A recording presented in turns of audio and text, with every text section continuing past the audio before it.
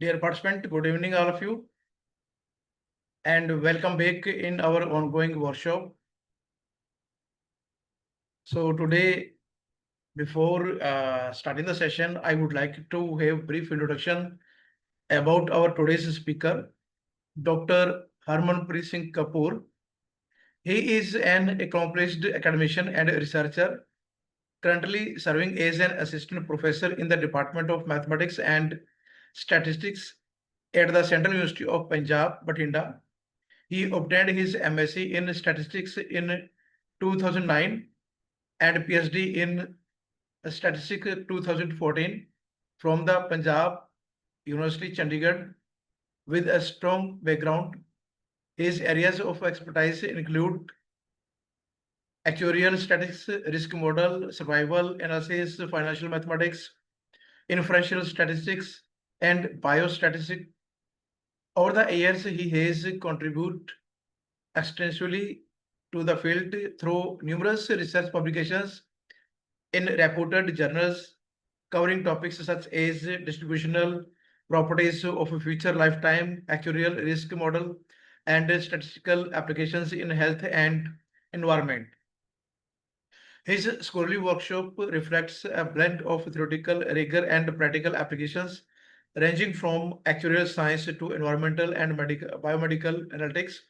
Dr. Kapoor's academic contribution, including more than 30 research publications in reputed journals and several citations, highlight his role in advancing research and knowledge dissemination in statistics and applied discipline.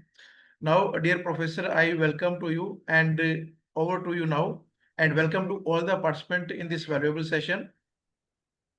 Thank you, Dr. Mason, for your nice and this introduction of mine. So I think good evening, all of you. So should we start the session? Yes, sir. We can start now. Okay, fine. Thank you. So before going to start session, I have very simple question for you: that how many of you are very much aware about the term inferential statistics? Let me share my screen and we will start.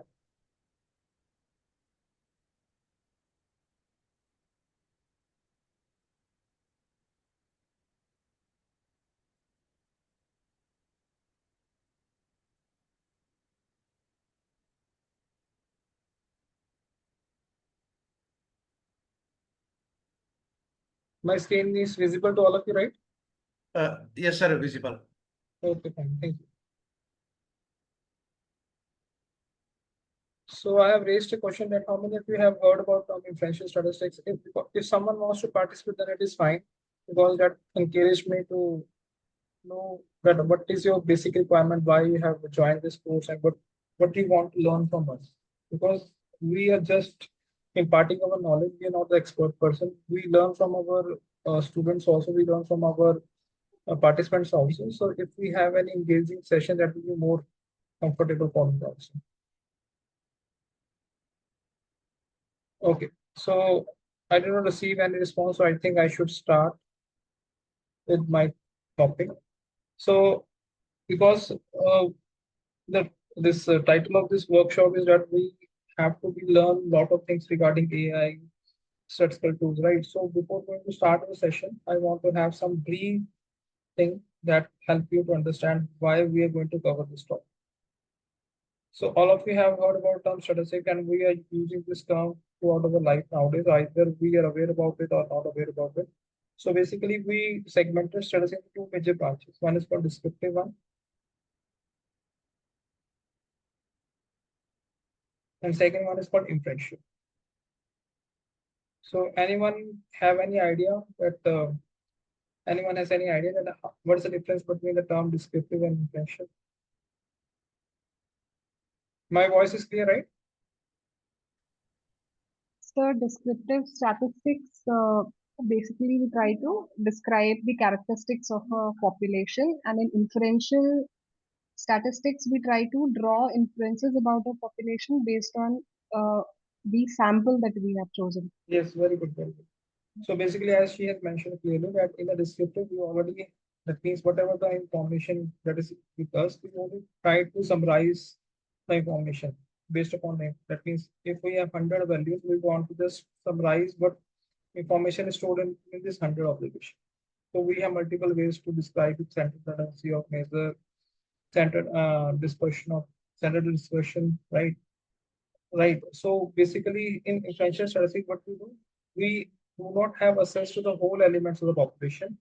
We just have access to the some segment of the population. And what we want to do, we want to take that sample that help us to make an inference regarding the whole population. For example, let us suppose if you want to study that in a particular city, right?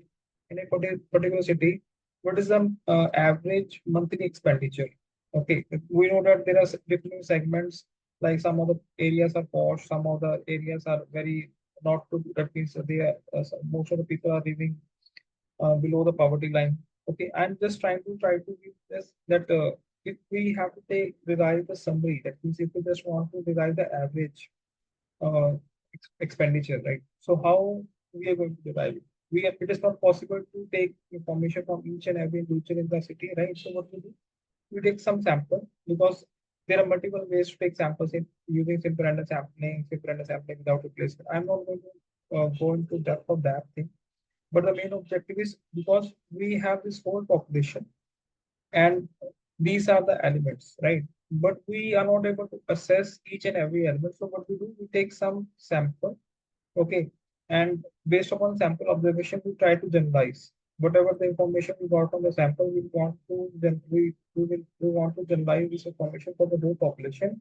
And in inferential statistics, what we do, we want to see whether the information that we got, whether it actually represents the whole population or not. So there are multiple things that I'm going to discuss here. So maybe, but for today's presentation, I will cover some of the part, not the whole part. Maybe you have heard about the term estimation. Okay, and the second term is called testing of hypothesis.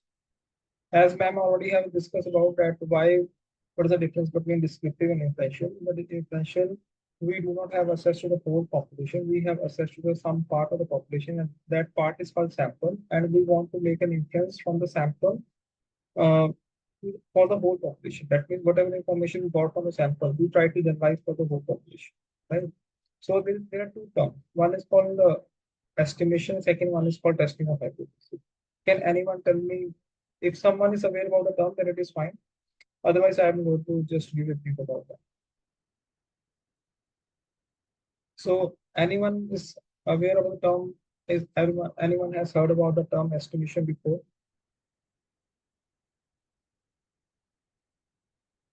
Okay, so basically, so when I already have told you that I have this population with me and I have taken a sample, now there are various methods to estimate the population parameter. So because if my objective is to derive average expenditure, okay, so we generally know that mean is used, right? But I can also say that median can be used, yes or no, or mode can be used. So there are multiple measures that can be used at different places. That is based upon the features of the characteristics of the population or sample. Okay. So now basically here in this example we are talking about average expenditure of a person living in a particular city. So we are assuming that the mean is a suitable value that represent the that means the mean values of sample that represent the population mean, right?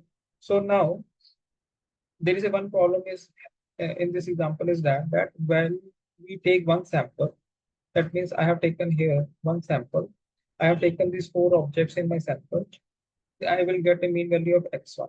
It can be, let us suppose, 15,000, for example, right? But when I take another sample, at that sample, it may possible that I will include the previous observation of sample, okay, or do not. So there is no mandatory that we should have a separate sample always or same sample. It depends on the that means what type of sampling technique we will use. But so sometime when we take another sample and it is not 100% that we will get the same observation again, there may be some different observation that will be incorporated in the new sample. So while taking a second sample, what I got is I got my second mean as 12,000. So on. Okay.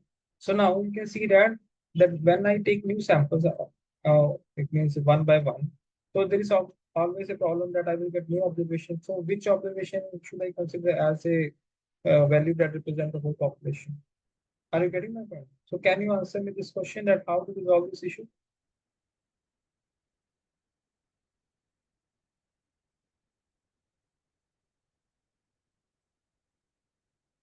So basically, I think if you're not aware about the term estimation.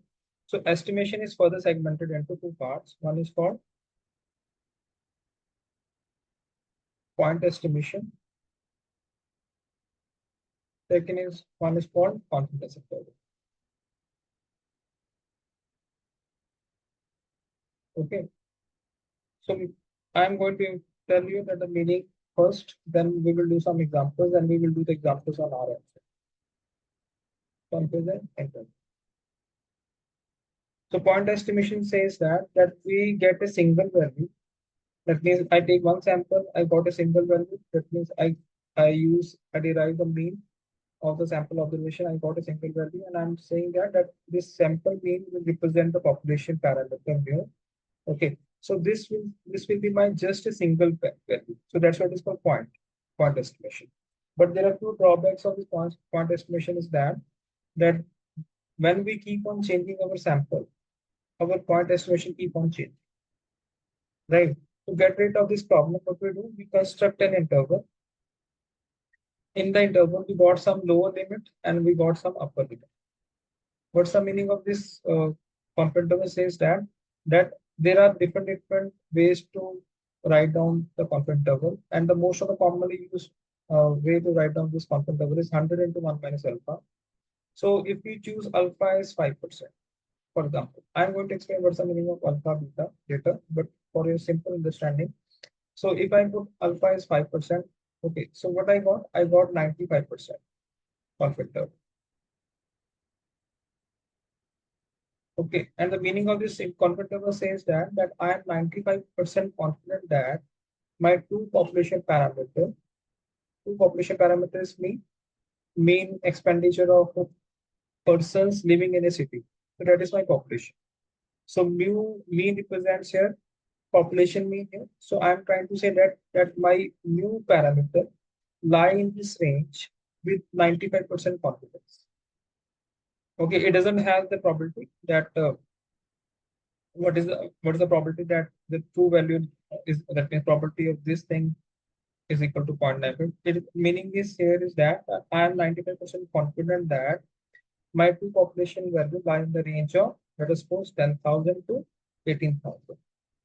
And there are mathematical ways to derive this lower value and upper value. Hope the idea is clear that in the inferential statistics, what we do, we try to derive the estimate of the population parameter. Okay, so how many types of population parameters are there? We have mu and sigmas here. I think all of you are very much aware about this term mu and sigma. Here mu represents mean and sigmas here represents variance.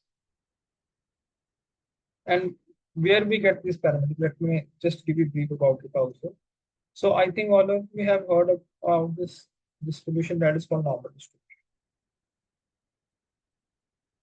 And it is also called bell-shaped curve. So basically what is going on here?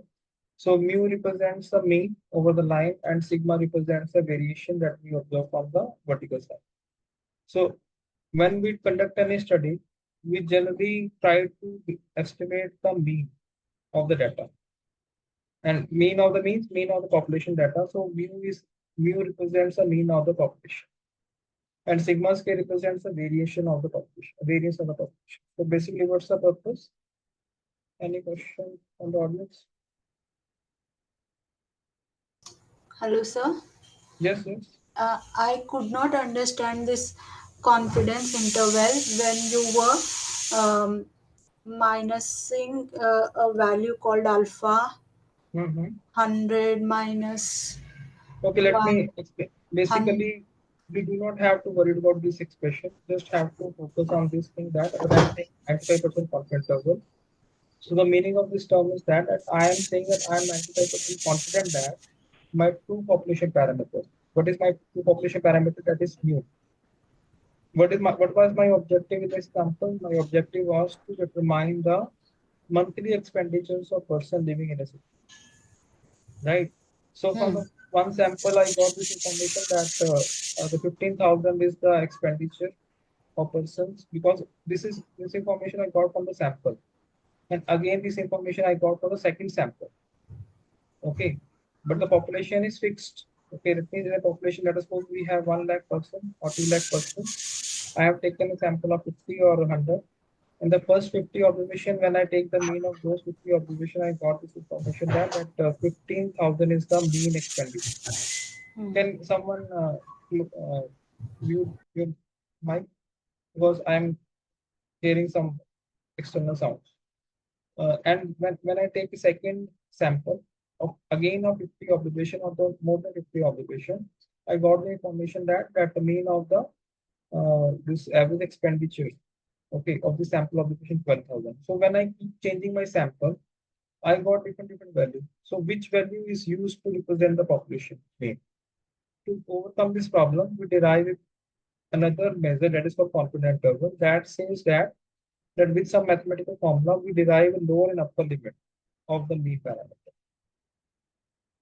Okay, what is mean? Mean represents the monthly expenditures of person living in a city, right? So I got some value lower and upper.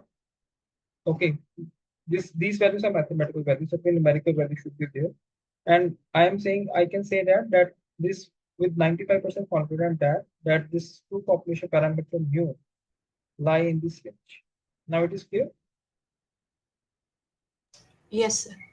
Okay, fine. So now I already have explained that what is mu and what is sigma. Mu is basically used to represent the mean of the population, and sigma square represents the variance of the population.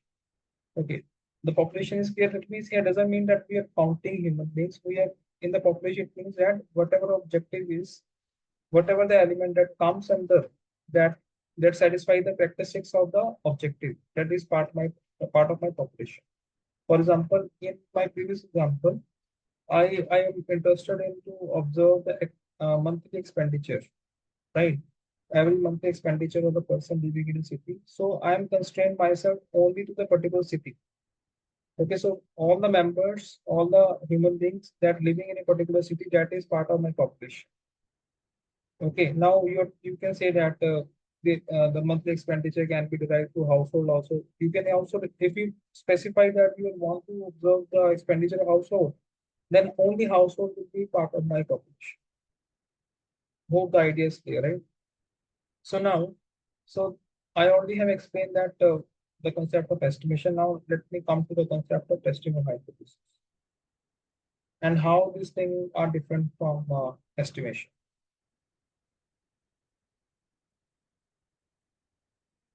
Okay, in the previous explanation of estimation, we have discussed that we have a bigger population, and with these are my elements of the population, and we have taken some sample from the population, and then we estimate the population parameter using some tools. It can be a mean observation. It can be sample variance. There are various methods to estimate the mean and variance, right? I'm just taking a simple example that sample mean can be used to estimate the population mean, and S-scale sample variance can be used to estimate the population variance.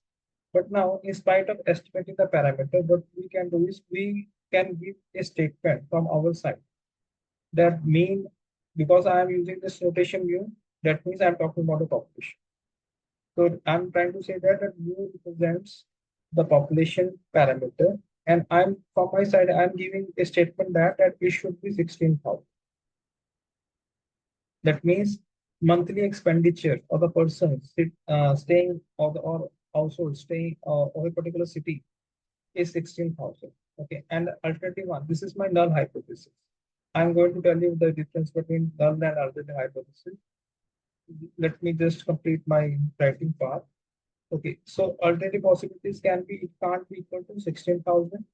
It can be greater than 16,000, or it can be less than 16,000. Let me tell you the difference between them.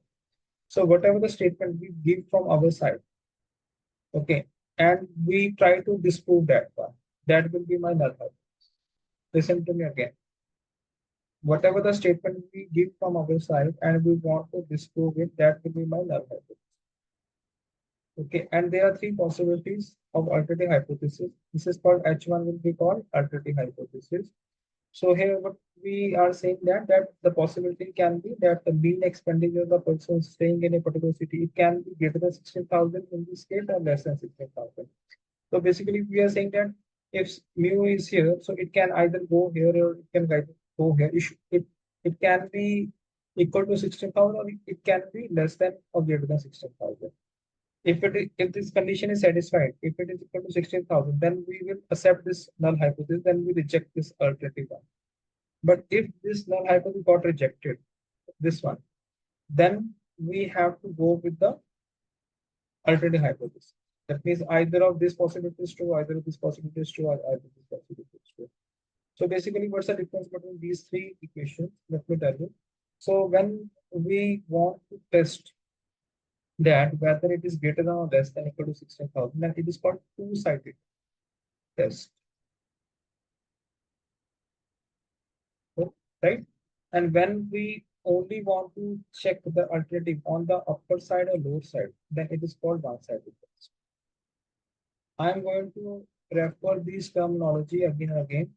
So for your understanding, I'm you can say writing it here so you can understand it.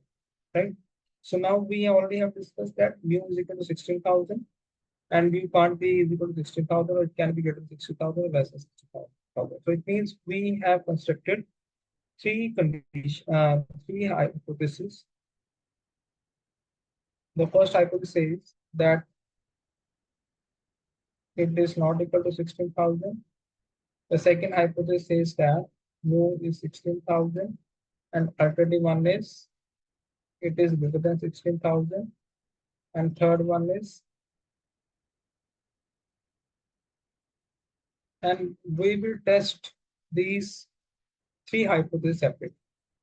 That means if we want to test that mu is equal to 16,000 is not equal to 16,000, then we implement one separate test. For this, we implement another separate test. For this, we implement another separate test. Okay. So I think this thing is clear to all of you till now.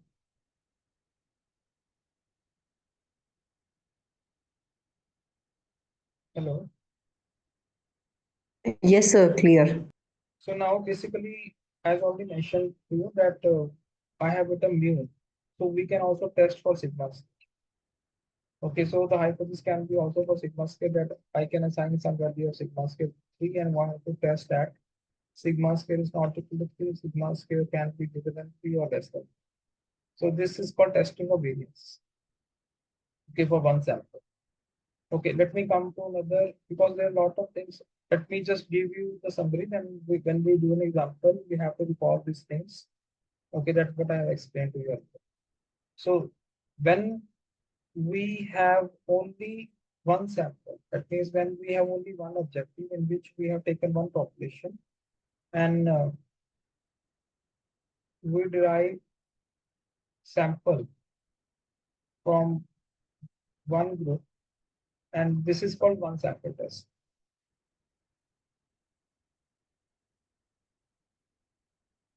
Okay, one sample because we have only one population and we have taken a sample from one population and we want to test the mean and other things from the sample observation, right? And then now when we have another sample, another population, though, and the characteristics of this group and this group are for it is almost similar. I can't say exactly equal. I'm saying almost equal, almost same. So they may be, you can say, 50% similarities there. They can be more than 50% similarities there. That is not the problem, but we can say that the characteristics of this group and this group they are almost same, but the values may be different. For example, you can think about that IQs of two students, IQ of two groups of students. One we are testing, consider that is government school students, and this is your private school. Okay, so you want to test the IQ level. So it may be possible that government school students there maybe have more IQ as compared to private one, and the private one maybe have more IQ as compared to government. But why we are saying they have the more same characteristic? Because they have the same curriculum. If they're following the same, you can say board, they have the same curriculum. They have the same time span to complete the course, and we want to test the IQ. So now here you can see that we are taking not one sample, we are taking two samples, right? So here you can say that, and our main objective is to test that whether the IQ of two groups of students, they are equal or on the average basis. They are equal or not on the average basis. So I'm saying that mu1 represents the average IQ of the group of students of government, this first one, and mu2 represents the IQ of private students, private school students. Right?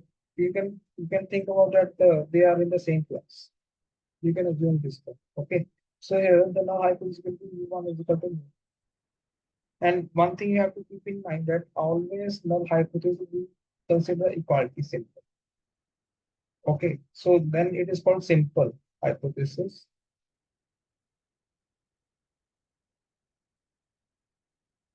Okay, and when we assume such type of hypothesis, mu1 greater than equal to mu2, it is also valid one, but it is called composite one. Because here we are not saying equality sign, we are trying to emphasize here that the IQ of the one school student, they may be equal or greater than the other student, right? Those belongs to the private. So in that case, the hypothesis called composite hypothesis, composite null hypothesis. Right, and alternative one will be opposite of that one because alternative is basically opposite what we have assumed in the null hypothesis. So in this case, our alternative one will mu1 is less than mu. And in this case, alternative one can be mu1 is not equal to mu2, mu1 is greater than mu2, or mu1 is less than mu2. So when we have such null hypothesis, we have three possibilities. But in the case when we have assumed such hypothesis, we have only one hypothesis. Right? So basically, I have assumed here that we are doing testing for mean. Similar thing can be done for the variances. That we can assume that sigma 1 square is equal to sigma 2 square, sigma 1 square is greater than sigma 2 square. And one thing you have to keep in mind that while doing the testing of mean or variance, you must be very much aware about which method or which test statistics will be used for which purpose. Now I'm going to emphasize on that. I have given the crux that what we are going to do in this today's session. We are going to do some examples where we need the testing of mean. Okay, and I will show you that under certain situations, I have to change my test statistics. Okay, now I'm going to explain to you what are those situations, what are those assumptions under which I have to change my test statistics. So as already mentioned to you that I'm assuming that my data set should be of this shape, normal shape, right? So, and there are two parameters, mu and sigma square. Mu represents a mean and sigma square represents a variance. Variance means variability, that means how much variation we have observed in the population. And most of time, we are not aware about the values of these parameters because they belong to population.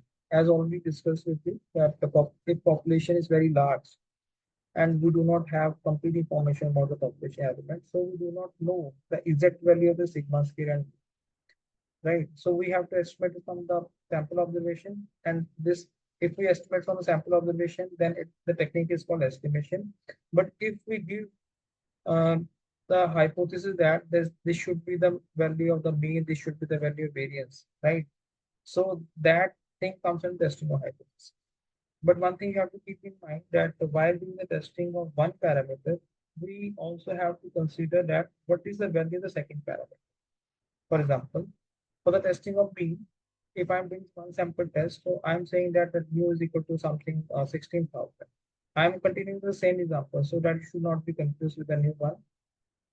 Okay, so here I can take these three possibilities of alternative hypothesis. Okay. So now the second parameter sigma square play a very important role in that case because if sigma square is known, that is already I have already have the information regarding the sigma square from the population that this value is equal to something to 3 something. Then I have to go with the test that is called Z test. let me again tell you, if for testing of a mean for one sample case, if the value of the other parameter is known to me, then I will go with the Z test. If the for the testing of mean of one sample problem, the sigma square is not known to me, right? Sigma square is not known to me, then I have to go for the t-test. And I think most of the researcher, maybe some of you belongs to any can say have done some research or belongs to any research activity. And most of you have heard about t-test, but most of you not heard about the z-test. Because in reality, what is going on, that when we conduct any study, when we define an objective and conduct a study on that, we do not have the information regarding the population parameter. So what we do, we estimate the population parameter from the sample observation, and we mostly use t-test, right? I think all of you agree with me, and most of you have used t-test in their research work, or if they're doing some research activity, and maybe they have heard about the term t-test. Okay, and there is one more assumption, and the assumption is called we can implement the test that I'm mentioning, jet test, t-test, other tests I will mention in the future also. They can be only be used if there is one very important assumption is satisfied. The assumption is that if your data set is from a normal distribution, then only you can implement these tests. Again, I'm emphasize on this point. And if your data set, that means the sample that you have taken, the population you're talking about, that must satisfy this normal shape. That means when you construct the histogram of the data set, then while plotting the histogram of the sample observation, it should follow the normal distribution. If the assumption of normality is not satisfied, then we can't implement parametric test. Okay, what are the parametric tests? So all the tests that we are going to, that means that we generally use like test, they are based upon some parameters. Like we have talking about mu and sigma square, right? These are called parameters.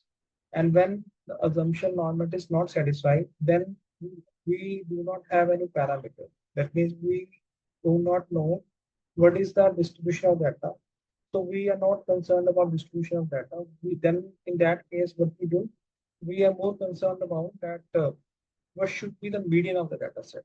Because median is a value that divides the whole data set into two parts, then our focus shifted from mean to median. And in that case, we have some other tests available in the literature.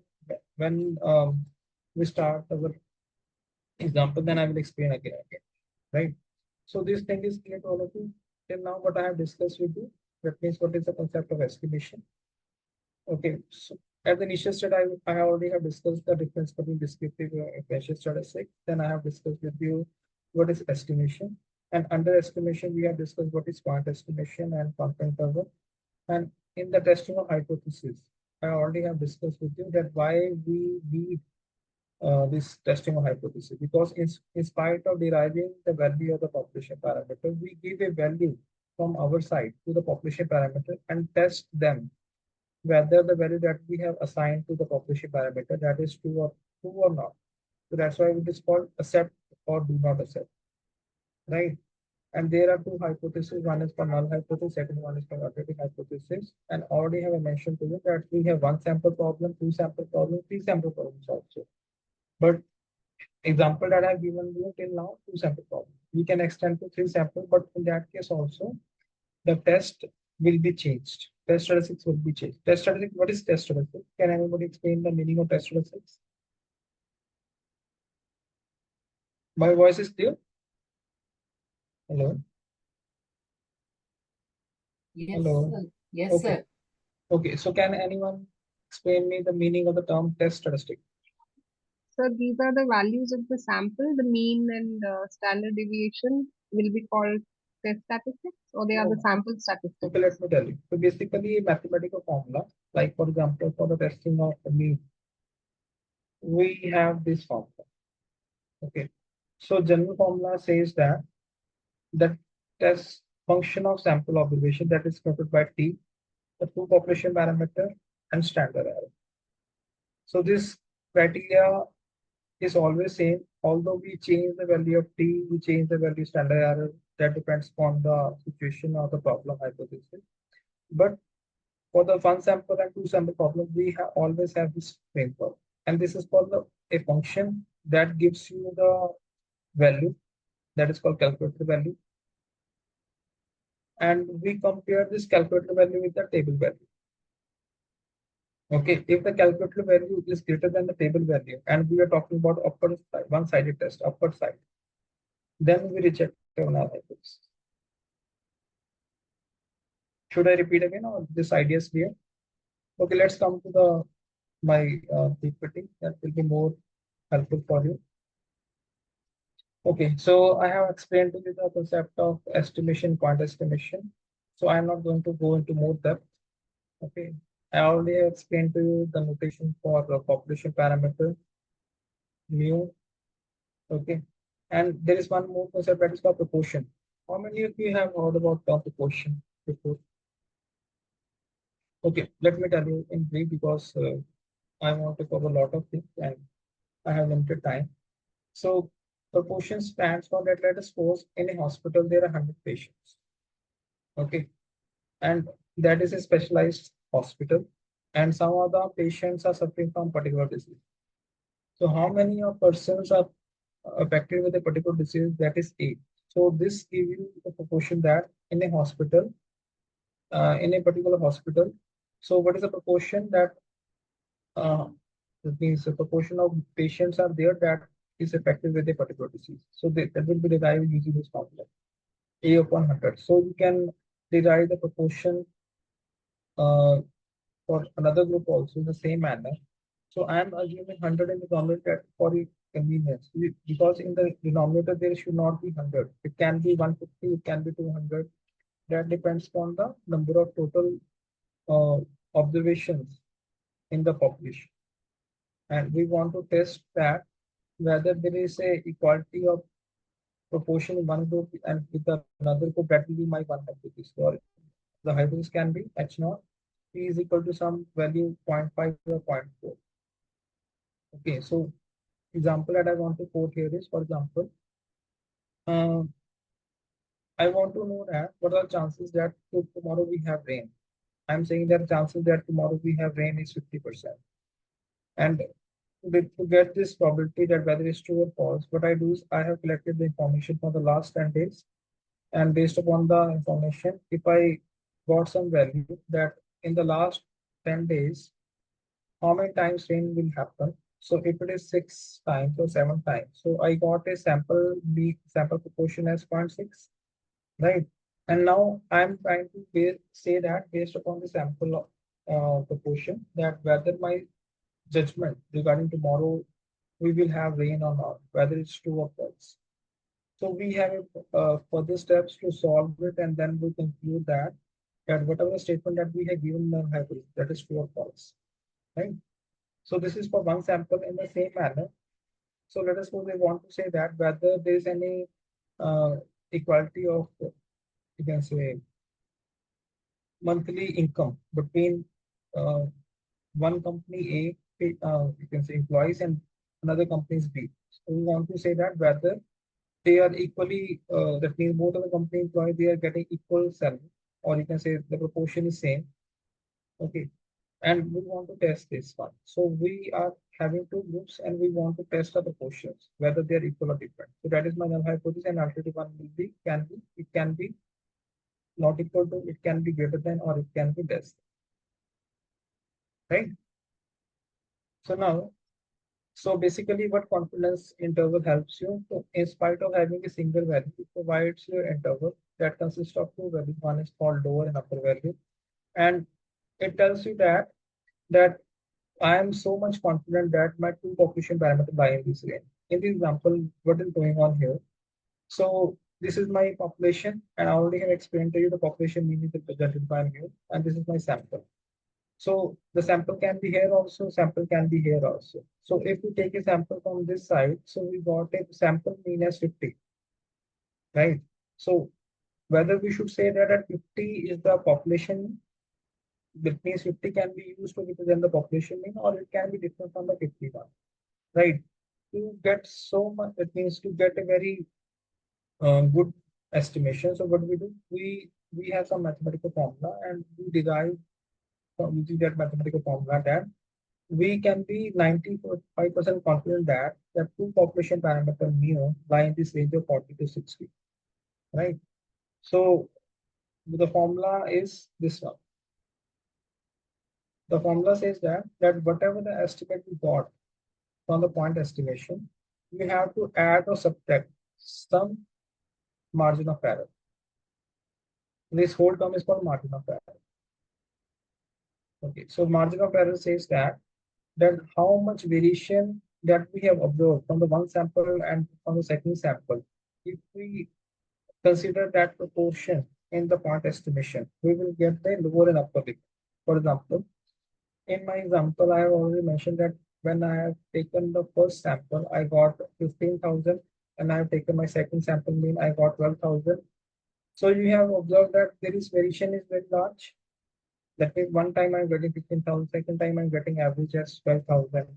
Okay, so that variation will be added or subtracted from the part estimate value. So it means when we have large variation, we have a broader confidence interval. When we have less variation, we have narrow confidence interval. Okay, for example, in this, if we modify example, let us suppose if I take another sample, then I got 15,500 rupees, a second mean of the population. That means second mean of the sampling that can be used to represent the population. So now in this case, first sample I got 15,000 as the average expenditure. From the second sample, I got 15,500 as a average expenditure of the sample person. Right? So here the variation is less. So that variation will be added or subtracted from the point estimate. What is the value of point estimate? That is 15,000. So in that case, I'm adding less or subtracting less. So that will give you a range that my confidence interval says that our two population parameter mu lie in the range of 15,000, 14,000, 16,000 and 95% confidence interval. So this is a rough guess. That means a rough value that I'm saying. The exact value will be different, but the way that how they have derived the value of confidence interval that I have explained to you. Okay, and I already have explained these things. And do not worry, I will share this PPT. So because to save the time, I have given you the crux, and for your convenience, you can read it right. So as already explained to you that in the confidence interval, we have population mean, and there are two other things we have to keep in mind, but whether sigma is known or unknown, based upon that, about the formula of the confidence interval changed. Okay, because if sigma is known, then we have a different standard error. If sigma is unknown, then we have different standard error, and the critical value change also. So if sigma is known, then we will use this as a standard error formula. If sigma is unknown, then we use a sample variance as a standard error formula. And the critical value will be Z if the sigma is known, and it will be T if sigma is unknown. So due to this reason, the whole way to solve this expression will be different. So these things are very important. Okay, so there's one example I was going to explain to you that sigma is known. We have this formula. Although these formulas are not relevant for you because nowadays there are a lot of softwares are available, and we do not have to learn this formula. But it must be good if you see that how the values that we got from the software. That means whatever the derivation that they have done at the background. So how they have done that. That's the main objective of having such session. So let's take this example. So what I'm trying to say that we have a 95% confidence interval, right? So what is the meaning of 95%? So I'm you can say neglecting 2.5% from here, 2.5% from here. Okay. And what is these values? Let me tell you. So basically these are called Z ordinates or the value of variable on the x-axis. So I think all of you know that the area under curve is 1, right? The area under the curve. That means whenever you derive any probability, it lies in the range of 0 to 1, right? So it can't go beyond 1, it can't be less than 0. I think this thing is clear to all of you. Hello? Yes, sir. Okay, so basically you can see that. So if the area under probability is 1, so we can also say 100%. So if we are neglecting 2.5% on the left hand side, 2.5% on the right hand side, So how much area is comes under? That is 95%. So alpha is basically a value that is called the probability of type 1 error. I will explain the meaning of type 1 error in my coming slides, but you have to keep in mind that this is probability of type 1 error. So generally we assume it as either it can be 2.5 for the two-sided test or 5% or one-sided test. Okay, so here we are taking two-sided, that's why I am taking alpha by 2 as 2.5%. Okay, alpha is 5%, but alpha by 2 is 2.5%. So we are neglecting 2.5% on the left hand side, 2.5% right hand side. So how much area is inside this uh, boundaries? That is 95%. So what are the values at which we did cut off our five this 2.5% from the 95%? So these are the values, that is minus 1.96 and 1.96. One minus 1.96 on the negative side and 1.96 on the positive side. And for your knowledge, I am going to explain to you that normal distribution is a normal distribution that is symmetric. So whatever the value you have on the left hand side part, that should be equal to the right hand side part. The only difference would be the positive and negative side. Okay. So here, based upon this concept, you can see that if you want to construct a 80% confidence interval, then the value of Z keeps on changing because you are taking 10% here, that lies here, 10% here, that lies here. So the value will be reduced. That's why we have a less value in that case. Okay. And when you keep on moving on the right hand side part or either on the left hand side or right hand side part, the value keeps on increasing. Okay. That means for higher confidence interval, the value of Z keeps on increasing. Okay. And the confidence interval will be this one. So let us suppose if you want to say that I am 99.9% confident that my two variables of the population parameter lie on this range. So you can see that what's the value of Z? That is very high. And what's the meaning of this thing? That the chances are very, because when you reduce this section, when you're taking it closer, so there are chances that there are more chances that most of the time, whatever the sample that you have taken, and you have derived the mean from that sample, that lie outside this sample. That's why when we have taken a major part, so whatever sample you take, that lie in this range most of time. So that's why we will be 99%, 99.9%. Okay. So this idea is clear that I already have explained to you that this is my population and we have taken one sample, me, that will be x1, that will be different from you. Then I have taken another sample, me, that will be x2 bar, that will be different from you. And in this manner, you can see that when you take new sample again and again, you will get again and again new different value. So it means you keep moving away from the mean to get rid of this problem. You derive a confidence interval that will tell you that how much confidence we can say that the two population parameter lie in this range. Okay. And the concept of margin error already have explained to you. Critical point or standard error. Jointly is called margin of error. And basically, we expect that margin of error should be as small as possible because if we have large margin of error, then that it means the width of the confidence interval keeps on increasing. And we want that there should be narrow widths because in that case we are able to give our forecasting or prediction or whatever the inference that we want to generate that is more accurate. Okay, so they are explaining that how the margin of error is affected. So we know that sigma, if sigma decrease, error decrease, if n increased, error decrease. If confidence interval, we take more. If we take less confidence interval, we will get error will be less. This one example, and after that we will move to the next section. So example says that a sample of 11 circuits from a large normal population is already mentioned that we are talking about normal distribution. If the distribution is not normal, then we can't implement the test that I'm discussing here. Okay, has a mean resistance of 2.20 OHMS. So we know from the past testing that the population standard deviation is 0.35 OHMS, right? So how many samples we have? N is equal to 11. And from a large normal distribution has a mean resistance, right? 2.20. So what we want? We want that what should be the two mean resistance value. So we got a sample mean as 2.20, we got standard deviation as 0.35, right? and we want to make an inference regarding that what should be the range of the population parameter. Okay, so I'm again come to the same example. X bar I put it here, that is my 2.20. I'm adding a subtracting margin of error that will consist of critical value, that will be consist of sigma upon root n. So we are adding a subtracting something and gives us some range that might, if my two population parameter with I'm 95% confident that my two population parameter lie in this range. This is the main objective of this. And interpretation already having the same thing. And we can derive the confidence interval for such cases where the parameter is unknown to us.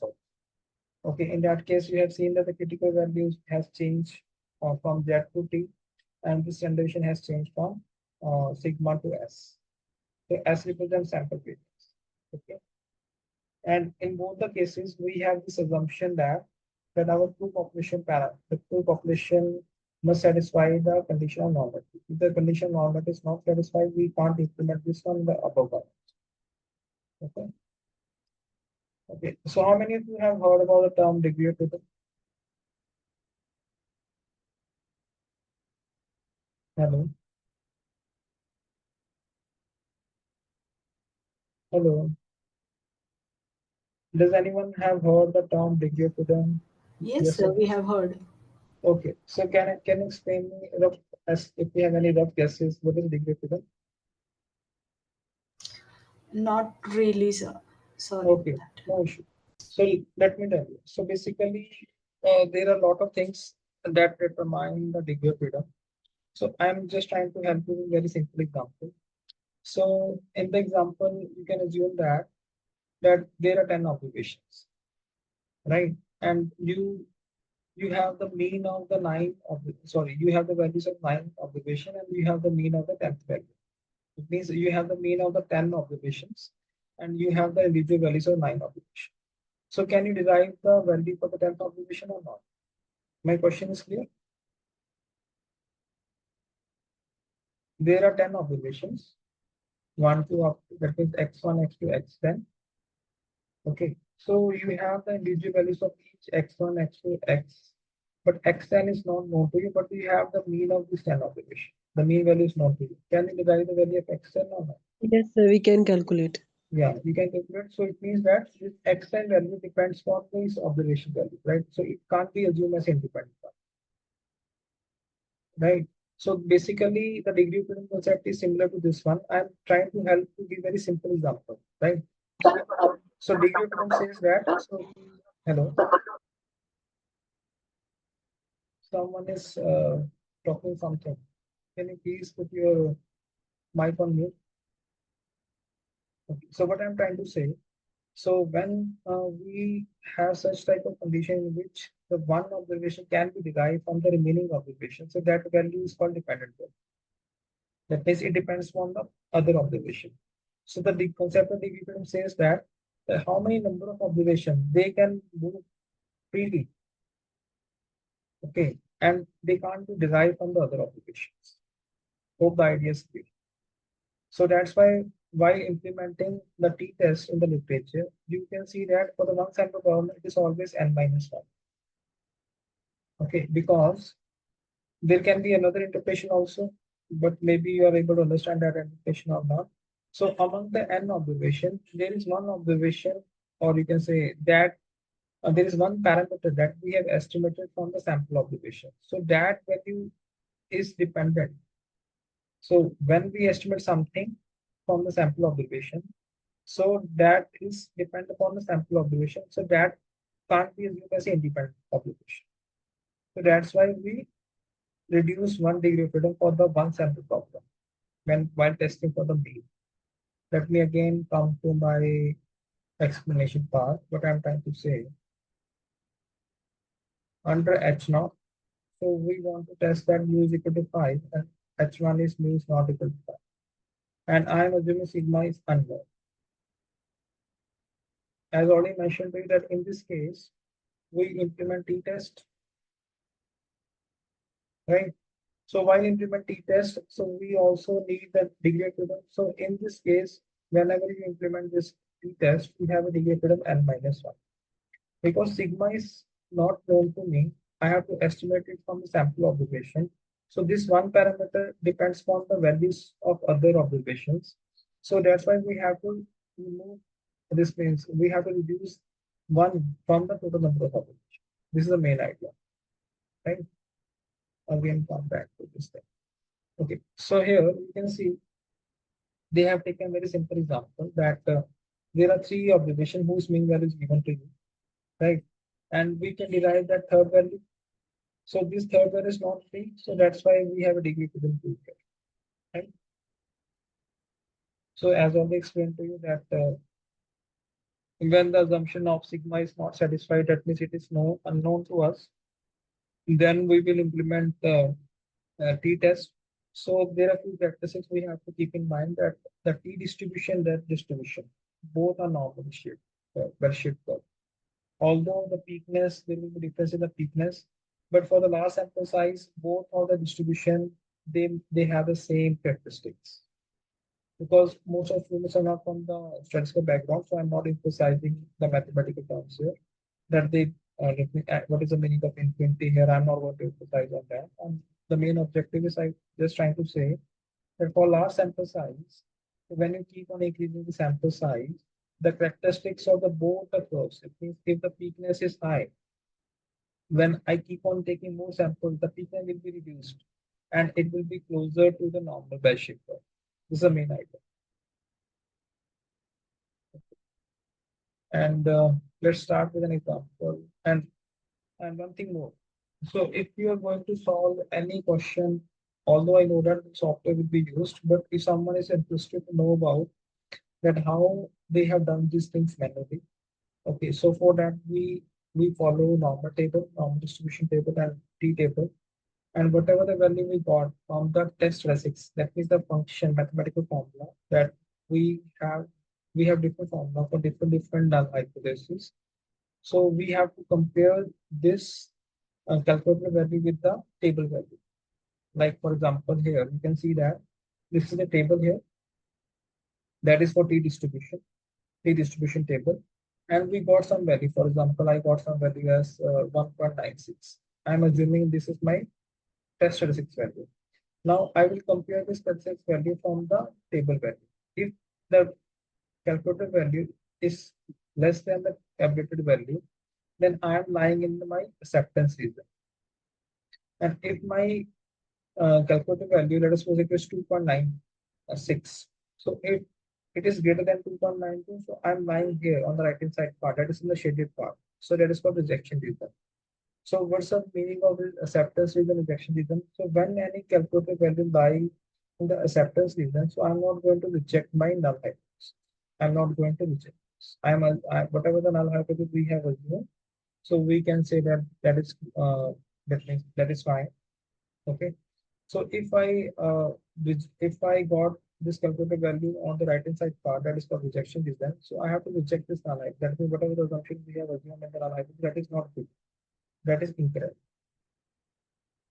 So I'm not explaining a lot, okay, because most of the students they do not want to go into depth of mathematics. So now I'm coming to this part of hypothesis. Okay, and now we will do some examples that will be more easy for you to get an understanding, and then we'll move to the programming part. Okay, so now so population mean already have given to you that here the example that we have taken is monthly mean monthly expenditure, right? And they have taken that the mean monthly expenditure of phone bill. That example is taken from US data, so they are talking in terms of dollars. So that is $42. Okay, and another example that I already have discussed with you that the proportion of adults in the city with cell phone is 0.68%. So these are the examples, and we will then come with the broad, that means complete example. So now I have already explained to you. I'm not emphasizing here more. Alternate I have explained to you. Okay, let's start with this example. Okay, so the null hypothesis says that the population age is 50. So what we are saying here, that I'm giving this assumption from my side. That is mu is equal to 50. So this is my population. I have taken a sample, and from the sample, I got this value that X bar is 20.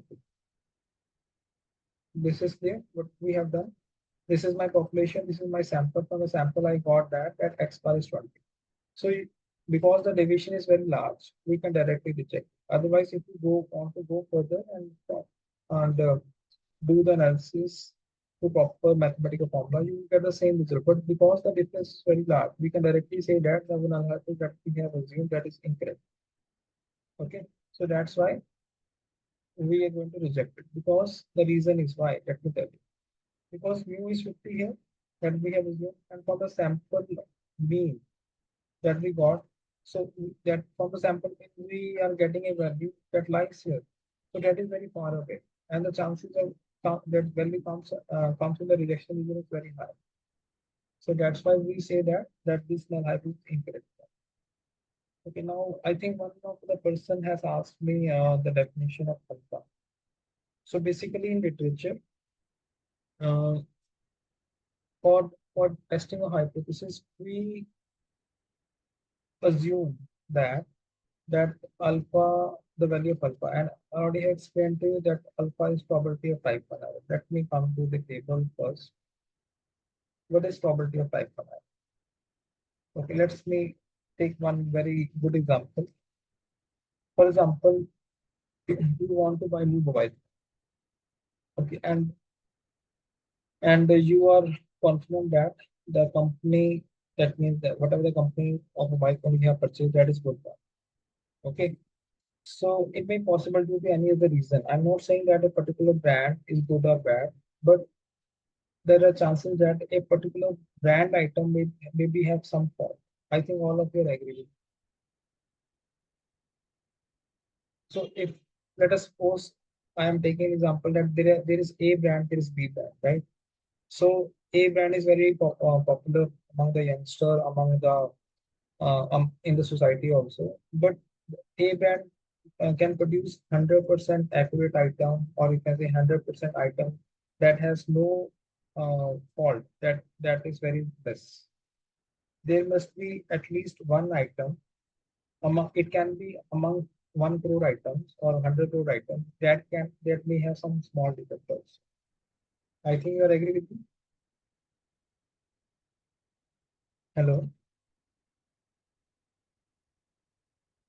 Are you able to understand this example? Hello. Are you? Yes, sir. Okay.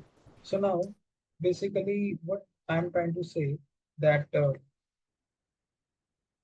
by chance you are the unlucky person, or it may possible that you are the lucky person, that whatever the item that you're going to buy, that is good one, or it can be not good. So this is the state of the nature of a particular item. And you as a person, you have to decide whether to buy the item or not. Okay. So basically, either if you accept the item and actually the item is good one. So this is called acceptance. This is a rejection, right? Do not reject means you are accepting the item, right? And actually the item is good one. So you have done a good decision. Agree with me? Okay. And for example, you have accepted an item by assuming that it is a good quality, but actually the item is a fault. That means the item may have some faults. So that means you have committed some mistake. That mistake is called type error. Okay, that means you are accepting something by assuming that it is of good quality, but actually it is not of good quality. So you have done a type error. Okay, and you are rejecting a law item, maybe from the shape that it can be of a bad quality, right? But that item is a good one. That means there is no any fault in the item, but you have rejected that item. So you have done some mistake that is called type error. Okay. And you have rejected an item. Actually, the item is of fault. That means you have rejected an item and the item has some fault. So you have done a very good decision. So that is called no error or good decision. So what's the problem? There are two problems now. You accept something that is not good one, that will be of type 2 error, and you reject something Okay, reject something and that is a good quality. This is called type 1 error. Okay. And when we want to derive that, what is the probability of committing such mistake in real life by someone? So we assign some probability that by if an expert uh, doing inspection of an item, there are it can be 1% chance, 5% chance, 10% chance that the person may commit a mistake. That it may possible that they reject a good lot, right? Or the chances are very high that they accept a bad quality item. Okay, hope that the concept is clear. So that's why while constructing the confidence interval, we assume it as 100 into 1 minus alpha. So we are trying to say that we have assumed that in real life, by chance, people have committed, or you can say experts have committed 5% error, 5% type 1 error, probability of type 1 error. And using that concept, how much confidence I can assume in my estimate that I got from the confidence interval. Okay. So we can say that if alpha is 5%, so I can only say 95% confidence that my two coefficient parameter lie in this range. Okay. So the example is clear to all of you. Okay, and there's a very strong relationship between type 1 and type 2 error. If you increase the value of type 1 error, then type 2 will decrease and vice versa also. Although this thing is not for you, but I keep it here for understanding. And as already explained to you, what is one-sided test and the upper one-sided and two-sided. And two-sided will be that we are testing on the lower side and upper side. One-sided means we are testing either on the lower side or on the upper side. Okay. So if you do the testing on the lower side or upper side, so the value of alpha is 5%. That means we are keeping 5% on the lower side or 5% on the upper side. But if you do testing on the both sides, so this will be split in two parts. Then it will be 2.5% on the lower side and 2.5% on the upper side. Hope this thing is clear. So let's do example of this thing in R. Then, okay, as already explained to you, the formula for test statistics T, x bar minus mu naught s upon 100 and I have prepared this document in R programming itself. Okay, so why I have kept this document here? Because sometimes while typing the code or something, we are not able to see the output. So here I have kept the question here, output here at the bottom, so that we can discuss it thoroughly. So what is the first? Let me read an example for you. So what is t-test? So sorry, what is the motive of the study? So the motive of the study is we want to see that what is a monthly sale revenue. And we are assuming that the monthly sale revenue is 100. So we have this assumption. The question is clear. So what is our objective? We want to test that the monthly sale revenue is equal to 100 or not. So if we are saying that H1 is not equal to 100, that means we are dealing with two-sided test. Okay, 2 mean is not equal to 100. That means we are taking two-sided test. So what is going on here? I think all of you are familiar with R programming. Is there anyone who has not done R programming before? Then I have to give some explanation of that what is written here. Hello.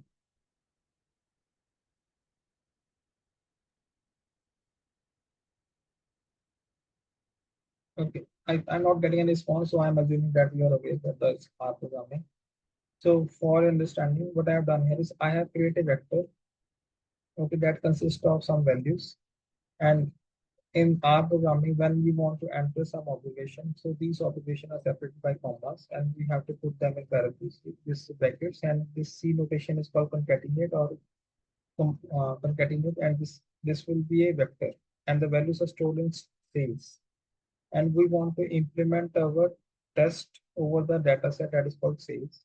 And we want to test that whether sale this sample observation has mean value equal to different or is not equal to 100.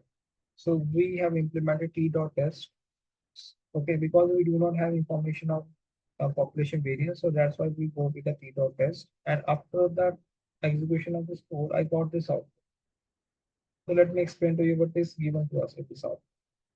So the value, this is called test statistics value. As I already explained to you, the mathematical formula that is used to test a null hypothesis. And how many observations we have? 10 observations. So there will be loss of 1 degree of freedom. And there is one concept that is called p-value. How many of you have heard about the p-value concept?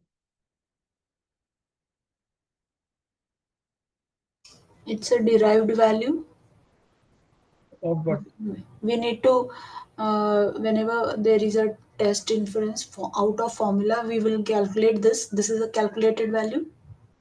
Okay, let me explain it because I think you have not done it earlier. Okay, so let me explain to you then. Also update me whether you want to convey the same message or do something different. Okay, so basically, this p value is for probability value, and what probability we will derive.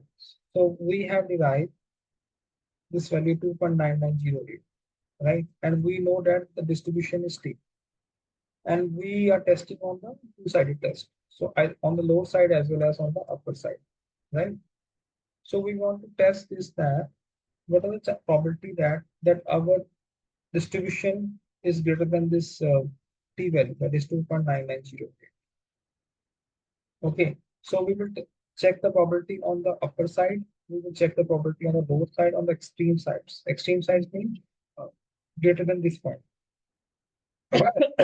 Okay, if the probability value is coming to more than 0.05, it can be 0.61 also, it can be 0.81 also, then we say that this function of 2.9908 lie in the acceptance part, this part. Okay, I can change the color. Okay, and if the p-value of this critical point on the extreme sides is less than 0.05, so it means it lies in the rejection region.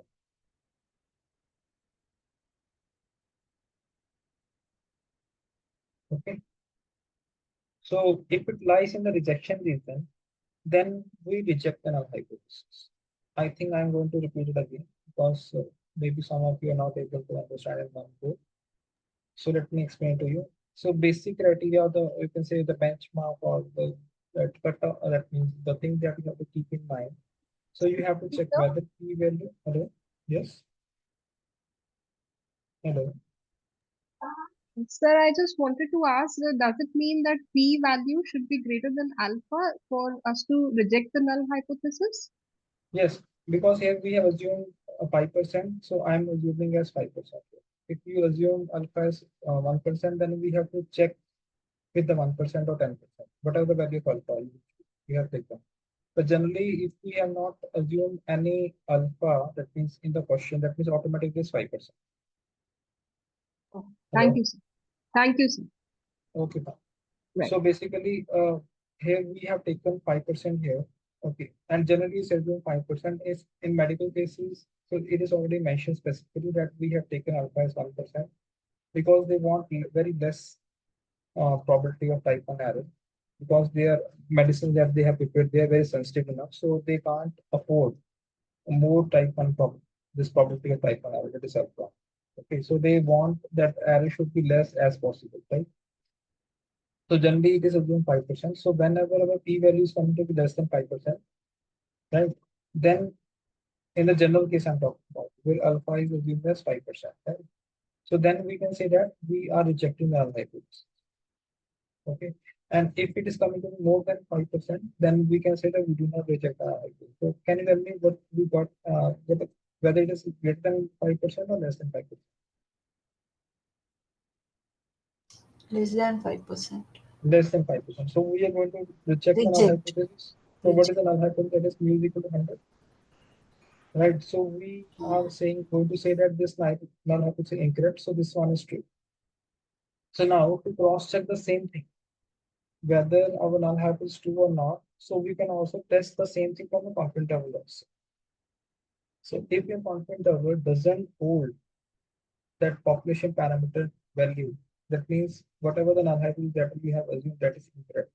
So 100 doesn't lie in this interval. The lower value is 1.101.7541 and the upper is 112.64. So it doesn't hold 100, right?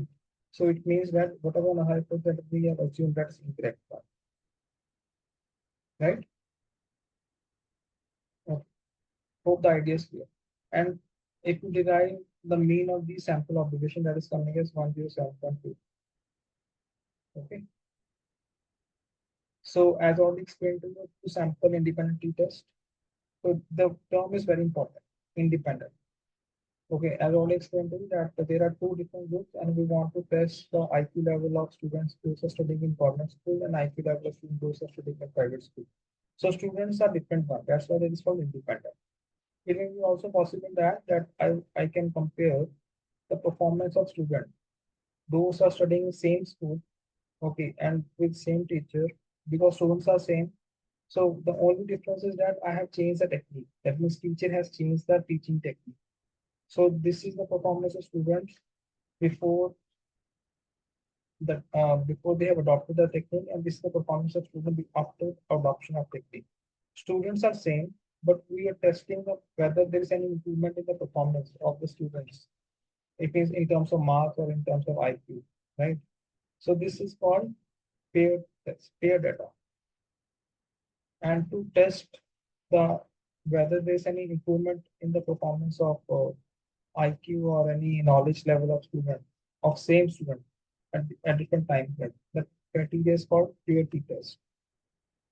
Paired t-test. Okay. So although we are here talking about independent t-tests, so that what we have discussed here, we have two branches, and we want to compare the productivity level. And this is very easy to do the testing in R coding.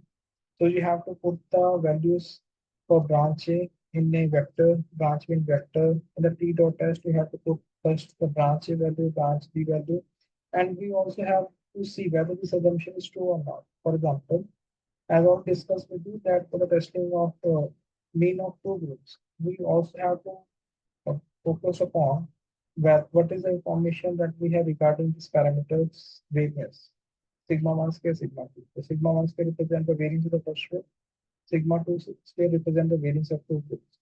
So if we are assuming that although the values are not known to us, but they should be equal, then this variance of equal is equal to is that is correct.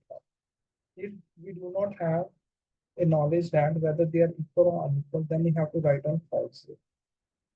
And in that case, when this assumption is not satisfied, then in spite of having two sample t-test, we have Welch test. And the example is already mentioned in this video. Okay, Welch t-test.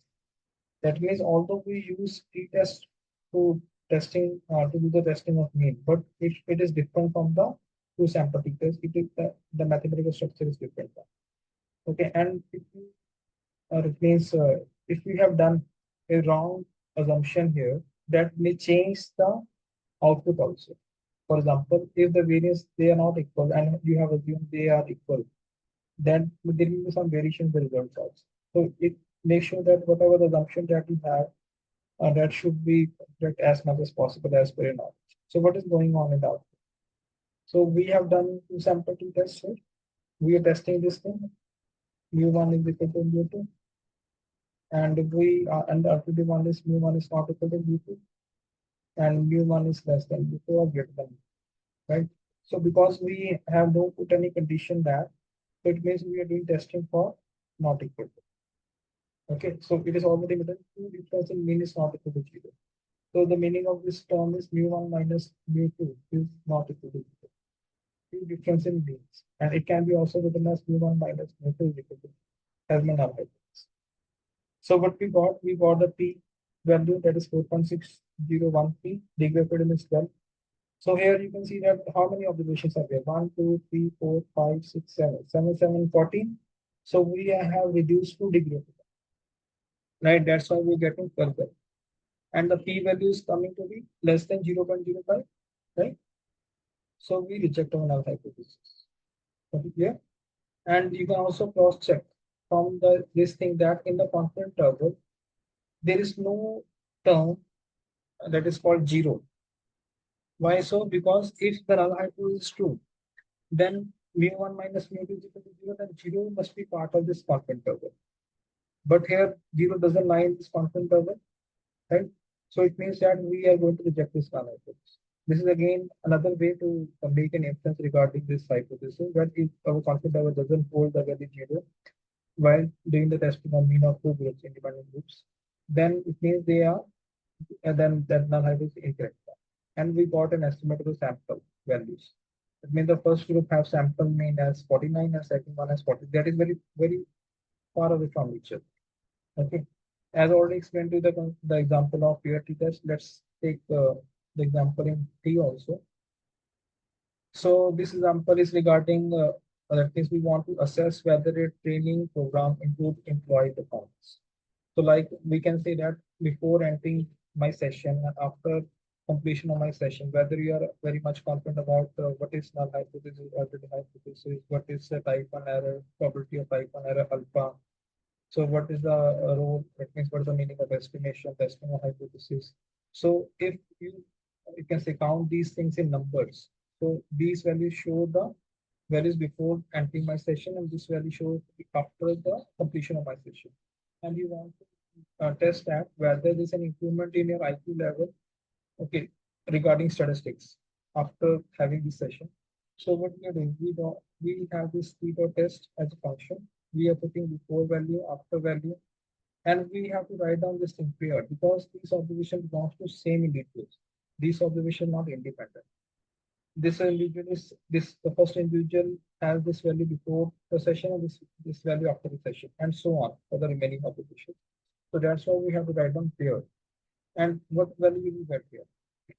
So how many observations are there? 1, 2, 3, 4, 5, 6, 7, and we have reduced only 1 degree of freedom because the observations are same. That means the individuals are same, so there will be loss of only 1 degree of freedom. And can you tell me what's the meaning of this thing? Anyone? Whether it is less than 0.05 or greater than 0.05.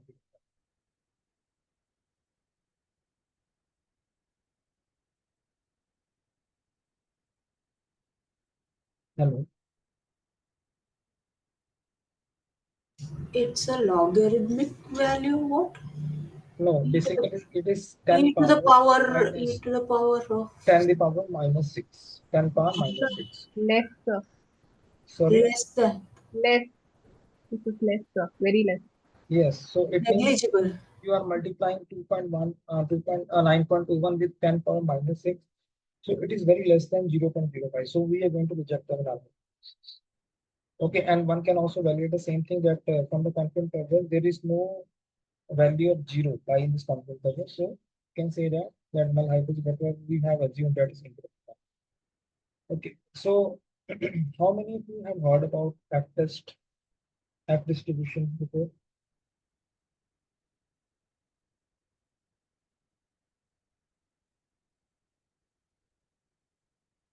Okay, let me take it further. Any question from the audience?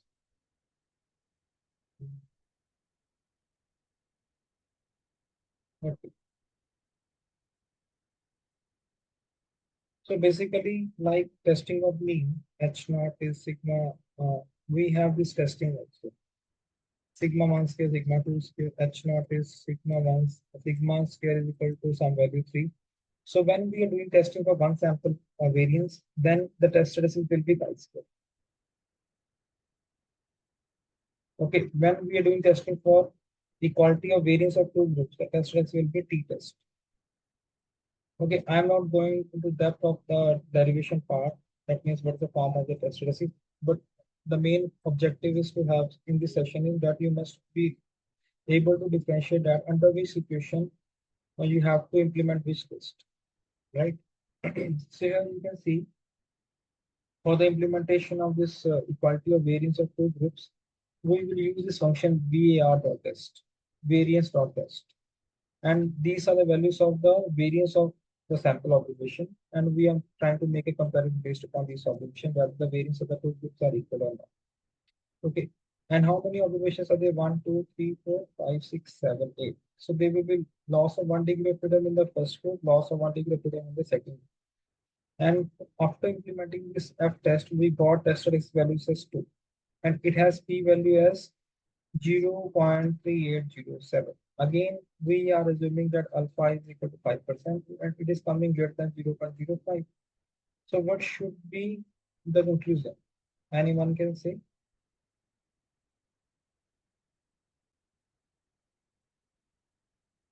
Accept the null. Yeah, we do not reject the null hypothesis. And one thing you have to keep in mind that while doing the, you can say, testing for variance. So I can also write down variance as this one.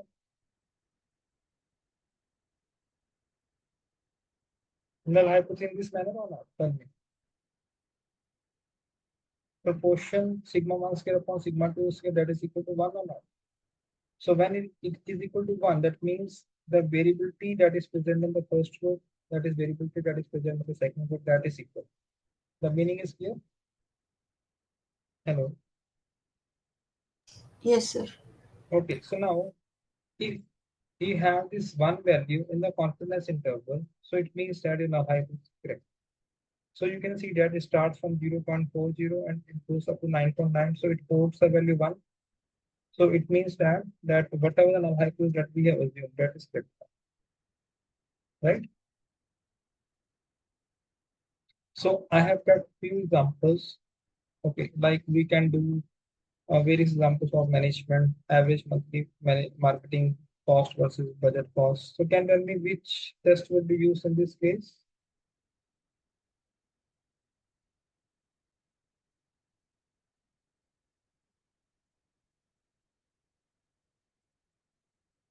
T-test, T-test, why? average, Okay, so we are talking about average, right? Second one, same. So basically, the assumption that you have say that t-test, so that depends on whether sigma square is known or unknown, and you are assuming that it is unknown, that is fine. But if it is known, then you can also say z test also, right? So compare average stock returns of two companies. That is again z test or t-test based upon the information regarding uh, it means information regarding sigma square is known or unknown. The third test will be peer test, peer t-test. Right? And for all the data set, we are assuming that the distribution is normal. Then only we can implement the test that we have discussed about. Okay. Excuse me, sir. Yes. Yes. Sorry for interrupting. I have a question, sir. In the previous question, wherein we are doing a test of variance, the degrees of freedom, why they are not, in this, the degrees of freedom, why do we have it as 7 instead of, say, 14? Because it's No, a pair. okay, let me tell you that. Mm. So basically, the t-test has this concept that we will add the degree of freedom of two groups and then subtract by 2. F-test has 2 degree of freedom. One is for the first group and second is for the second group. Hello. Okay, sir. Got it, sir. Okay. Understood. Okay. So I'm skipping it for the moment because we have not discussed the concept of test. I'm coming to this thing, that is testing of mean of more than two groups. I think all of you have heard about the term ANOVA. Maybe some of you have implemented this thing in your research also. So can anyone can tell me that how this thing is different from other tests that we discussed about? The null hypothesis we have generalized to K. K can be 3 or 4. And at least one mu is different from the population parameter mu for at least one hour. So how this test is entirely different from the previous test?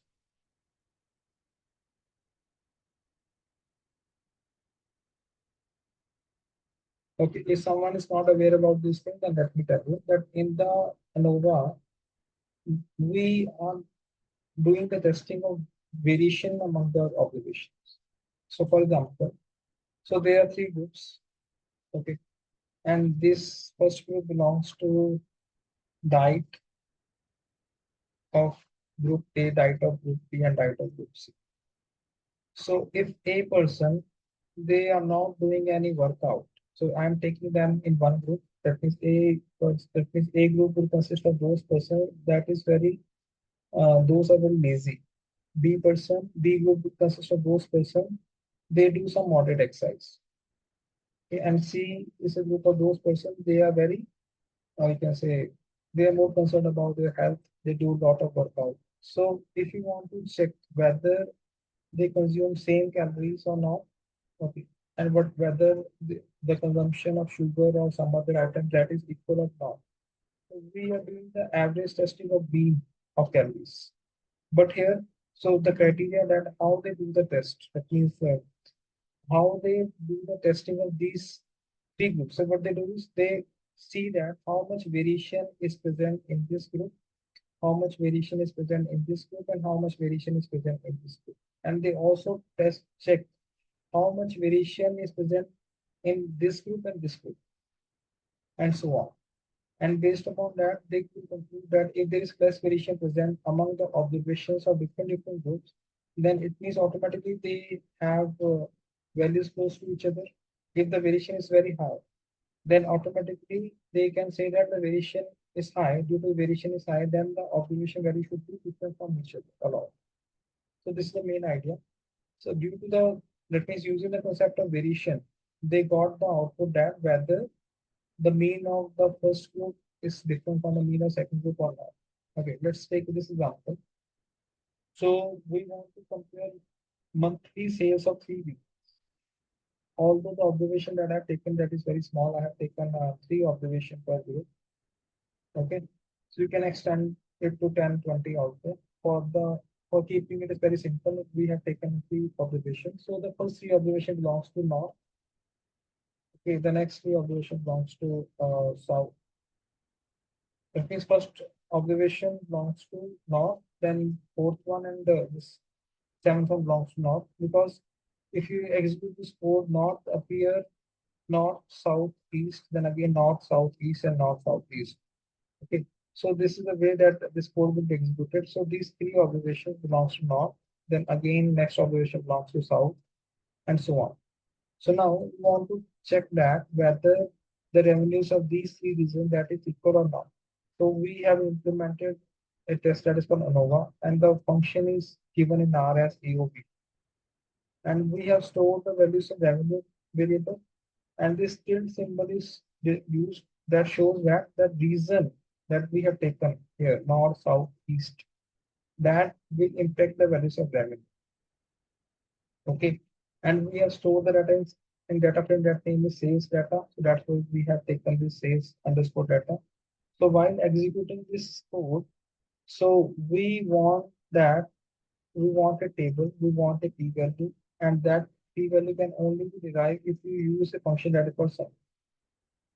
Okay, so if you execute this code alone, you will get the information regarding whether the north parameter is significant, south parameter is significant, or east parameter is significant or not. That has no relevance for you. That means you do not inference from that information to get that ANOVA table. We have to execute a function that is called summary. After execution of the summary, what type of output you will get? You will get this output. Let me read it for you. So because we have 3 reasons, so there will be loss of 1 degree of freedom. So we left with 2 degree of freedom. So how many observations we have? 1, 2, 3, 4, 5, 6, 7, 8, 9. Okay, so total 9 observations. So there will be loss of 1 observation. That the total degree of freedom is 8 here in this case. So can anybody tell me what is residual? The meaning of the term residual?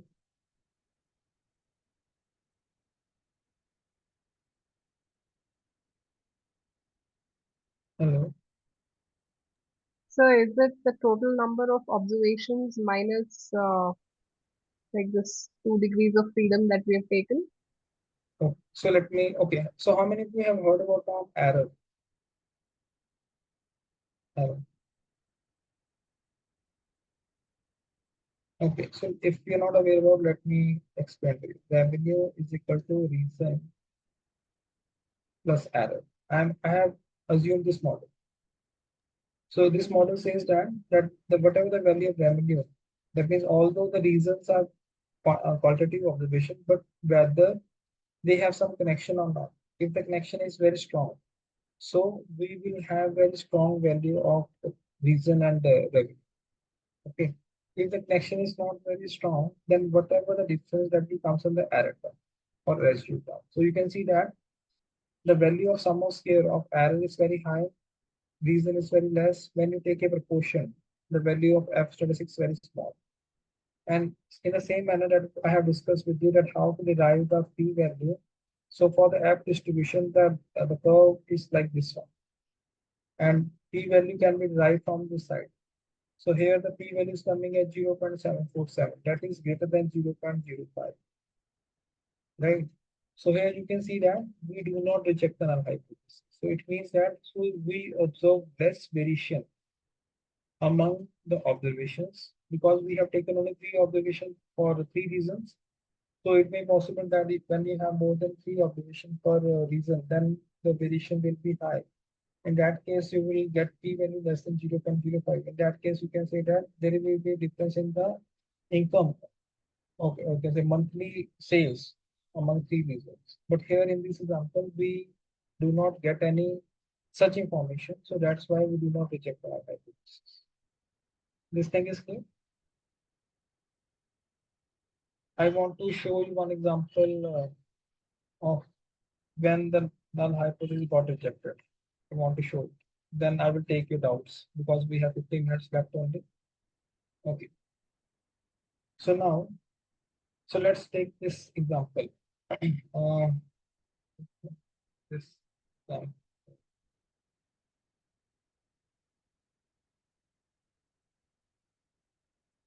and you can reproduce these examples for your more understanding. I will share this PDF. You do not worry. I have taken the same example, that means of t-test, peer t-test, multiple number of times, so you can understand it better. I want to show you the case. Let's just see. Okay, I think it is not searching it, let me scroll. Yeah, this thing I want to, yeah, this thing is important. So again, I have taken another example in which I want to check the monthly sales across 3 regions. Now I have taken very different observations. So here, I'm assuming that the mean sales of the first region is 105, mean sales of the second region is 98, and mean sales of the third region is 112. And now after implementing, so do not worry about what is R norm. I will explain tomorrow also because I have session of this thing again tomorrow, and I will again touch new topics like correlation regression. Okay. So now basically what we get after implementing the code that I already explained to you. So you can see that we got p values less than 0.05. So it means we reject the null hypothesis, right? So now further you can also check that which 2 pairs have significant difference. For that to check that we will use Tokay's HSC test. You can see that I have saved my output under variable fit of ANOVA function, then I derive a summary. Now I'm using this Tokay's HST test over the fit. So what I get, I get that among these 3 regions, north, east, and southeast, they have difference in their average sales. From where I will get this information from here. The p values for these 2 combination is less than 0.05. Right, north, east, and south. But there will be no difference in the sales of south and north. So due to the difference in the sales of sorry, northeast and southeast, we get our null hypothesis got rejected. That all the p regions they have equal mean. Okay, so now there is another thing that I already have explained to you that for the implementation of this ANOVA test, we have to test that assumption of normality is satisfied or not. For that, you have to you can implement Shapiro's dot test. If the assumption is satisfied, then we get p value greater than 0.25. So I think I'm going to stop it because I'm not able to speak due to something choke. And so you can ask me your questions.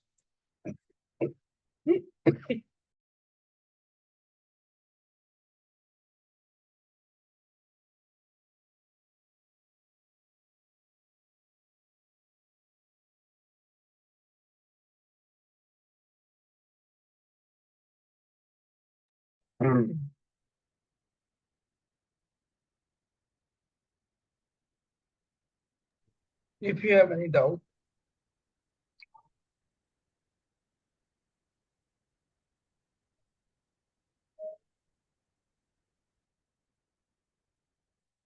Dear participant, do you have any question? Please, you can unmute your mic. Or either you can put your question in the chat box also. yes, I can also. And also tell me, because we have again another session tomorrow, but if you want to learn any other thing regarding this test, I can also explain that thing.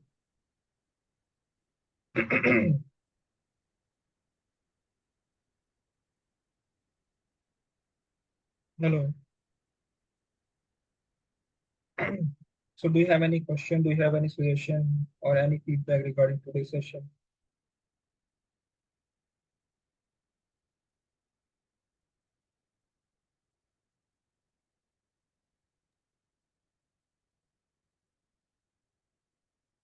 Hello. How does sample size affect the p-value and standard error? So basically, when you have a large sample size, so in that case, you will have less margin of error. Okay. And when you have less margin of error, the confidence interval will be narrow one. Okay. And if it is narrow one, based upon that, you can see whether the true population parameter lie in this range or not. If it doesn't lie, then you can reject null hypothesis or accept the null hypothesis based upon that. So p-value and confidence interval, there are a lot of difference in that. P-value we derive for the test statistics, confidence interval we derive for the population parameter. So I think I have answered all your questions.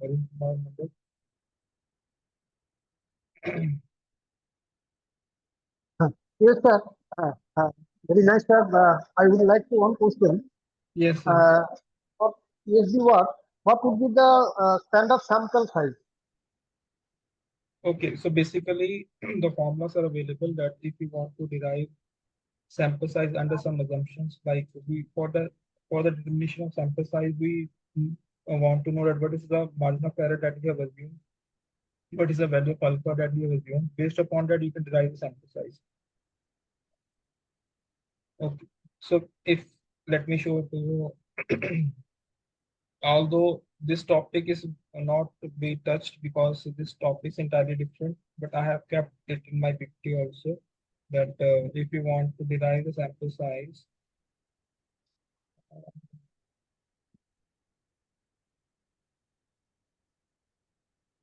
Yes, sir. Thank you, sir.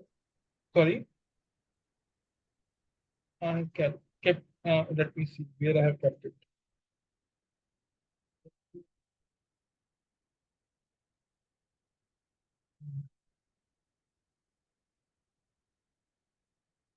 Because there are a lot of things that is not that is required for all all the participants, so I emphasize more on those things that is required for all.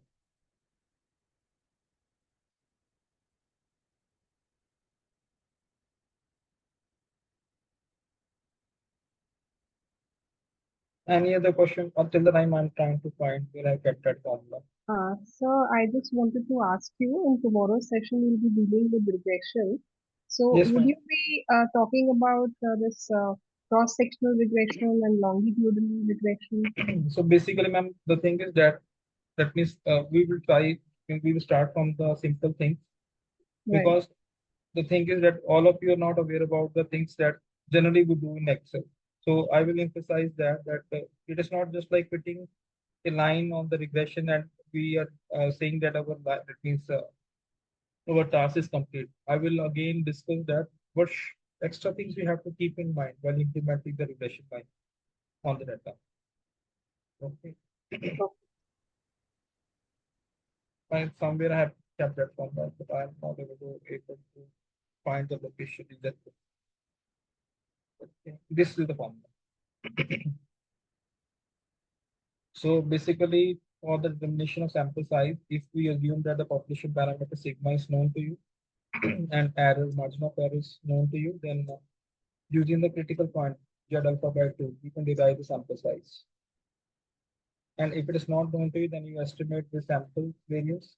Then this formula z alpha by 2 will be replaced by t alpha by 2 n minus 1.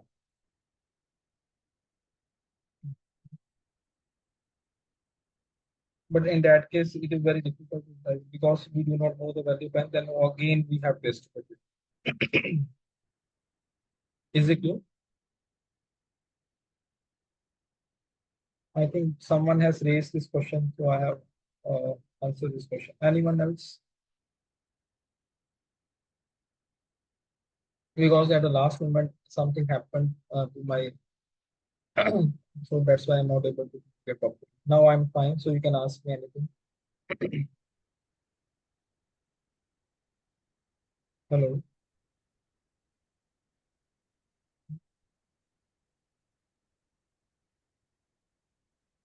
Dear participant, you are permitted to ask your questions. The session is open for the discussion.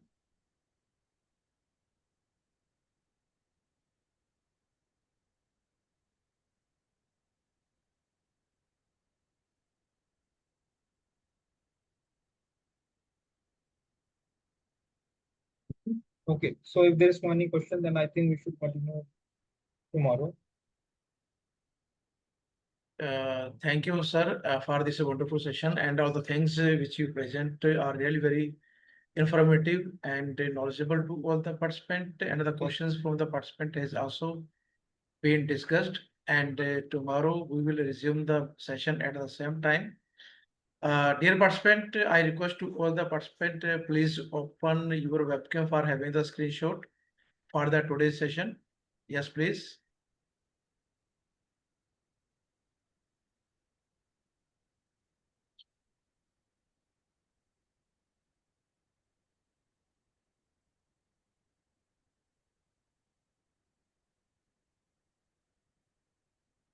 Thanks to all.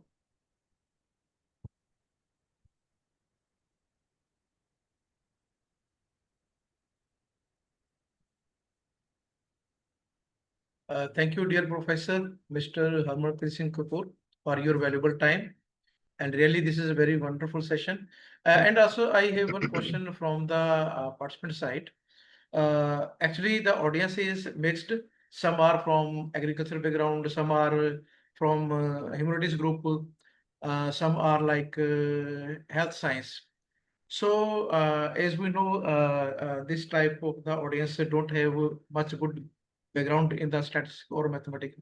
So, can you please recommend some beneficial book for these participants, which are can be helpful for the participant who have they want to use for healthcare science or economics, humanities, or the agriculture science, so that they can easily go through all this and can be beneficial for all the participants. Okay, if someone wants to learn the statistics on a very basic, that means someone is not aware about the basic things, then one can refer to Sean series books. Okay, because those books provide very simple examples. Okay. And if someone wants to learn the things more from the example in spite of theory, then there are a lot of books from the Wiley and the Pearson. I can name one of the book like Probability and Statistics. Okay, one I'm author of another book also that is recently published from the Wiley. I can suggest that book also, in which we have incorporated a lot of examples of this testing of hypothesis for one sample, two sample. My voice is not clear. Deepak Garg. Hello. Yes, yes, sir. Okay, fine. So you can refer and basically that book was it means written by Prem Singh, and we have modified that book and we try to provide more examples of recent scenario, and we incorporate some examples in are also. That means if someone wants to do, that means whatever the things that I'm explaining here, that is already given there also. Okay. And Okay. there are a lot of easy books available by Pearson. I'm not referring to any particular name. The reason is because Pearson, while they have published lot of books in probability and statistics and introductory statistics. So if you refer to any one of the books, you will get depth information that what is the, it means what we have under this course, Inferential Statistics and descriptive statistics. And I'm suggesting that without having information, that means if you do not know what is the purpose of particular test, then do not implement it anywhere, because you are using it. It means without knowingly, that means you get some output, and you are happy that you get something, right? And at the later stage, you find that whatever test you have implemented that was wrong, and we find it means it is not just for the sake of the publication. It is also being used by others person. So if you're implementing something that is not good, but that is not correct, and someone is using that information, so that make very wrong things. That means whatever the result that someone will generate from your results, that is again a wrong thing. So that means a chain will come, a chain will appear after that, and after that, when we are not able to break that chain, that whatever things we started, so how it ends, we do not know. So this is my suggestion that without knowing anything, you should not implement those things in your research. Thank you, sir. Thank you. Thank you, dear participant. And today's session is over. Tomorrow we will resume the session at the same time. Thanks to all the participants, and thank you, dear professor, for your very good time. The feedback form for the today's session also shared in the chat box. Please check from that place and submit it.